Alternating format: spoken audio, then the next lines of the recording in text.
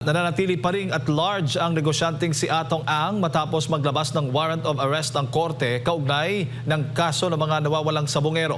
Samantala, nauna nang naaresto ang ilan sa kanyang mga kapwa-akusado. Narito ang balita ni Paul Montibon. Ikinasana ng mga otoridad ang hot pursuit operations laban kay Atong Ang matapos maglabas ng warrant of arrest ang Laguna Regional Trial Court Branch 26 para sa kasong kidnapping with homicide at kidnapping kaugnay sa pagkawala ng mga sabongero noong 2021 hanggang 2022.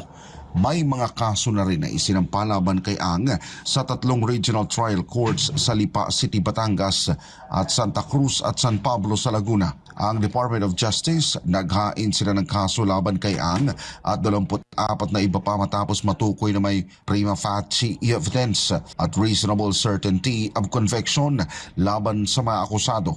Nag-mobilize na rin ang Philippine National Police ng mga tracker teams upang hanapin at arestuhin si Ang na pinaniniwalaang nasa loob pa rin ng bansa. Nauna nang naaresto ang 17 sa mga kapwa-akusado ni Atong Ang kabilang ang 10 pulis at 7 sibilyan. Ayon sa Criminal Investigation and Detection Group o CIDG, may kabuang 18 akusado ang saklaw ng 2 warrant of arrest na inilabas ng Laguna Court kaugnay ng 5 bilang ng kidnapping with homicide at 6 na bilang ng kidnapping with serious illegal detention.